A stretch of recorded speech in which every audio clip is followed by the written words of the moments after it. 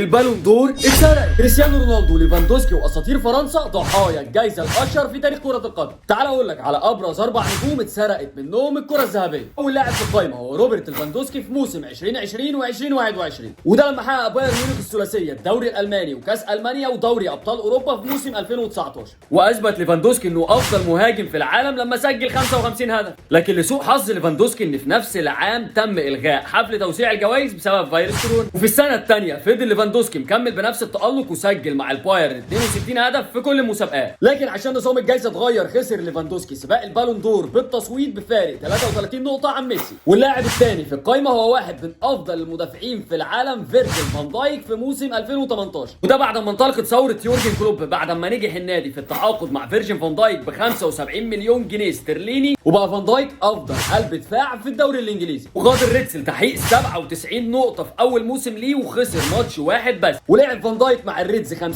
ماتش كاساسي سواء في بطوله الدوري او في البطوله الاوروبيه. سجل فان دايك 10 اهداف وكان واحد من اقوى المرشحين للفوز بالكره الذهبيه علشان يبقى رابع مدافع يفوز بنفس الجائزه. لكن كالعاده فاز ميسي بالبطوله بفرق 7 اصوات بس عن النجم البولندي. وفي المركز الثالث واحد من اهم اساطير اللعبه النجم العالمي كريستيانو رونالدو. انتهت سيطره كريستيانو وميسي على الفوز بالجائزه لمده 10 سنين متتاليه، وده بعد فوز لوكا مودريتش بالجائزه في عمر ال 33 سنه. لعب لوكا مودريتش دور اساسي ومهم جدا في فوز ريال مدريد بدوري ابطال اوروبا ال 13، وكان ليه دور مهم في وصول كرواتيا لنهائي كاس العالم المفاجئ. لكن لوكا مودريتش انهى الموسم ب3 اهداف بس و11 تمريره حاسمه. وفي نفس الموسم ده كريستيانو رونالدو كان مسجل 44 هدف منهم 15 هدف في دوري ابطال اوروبا. وما تكلمش رونالدو في الموضوع ده تماما عشان زميله في الفريق، لكنه اتاثر بيه وحس بالاحباط. وفي المركز الرابع لاعب اتظلم في موسم 2003، وده لانه تالق في الدوري الانجليزي مع ارسنال وسجل 24 هدف وقدم 25 تمريره حاسمه. يظل لحد دلوقتي هو اللاعب الوحيد في الدوري الانجليزي اللي ساهم في 20 هدف في موسم واحد. لكن خسر الدوري مع الارسنال بفارق بسيط قدام اليونايتد، لكن فاز بكاس الاتحاد الانجليزي. وسجل الفرنسي 7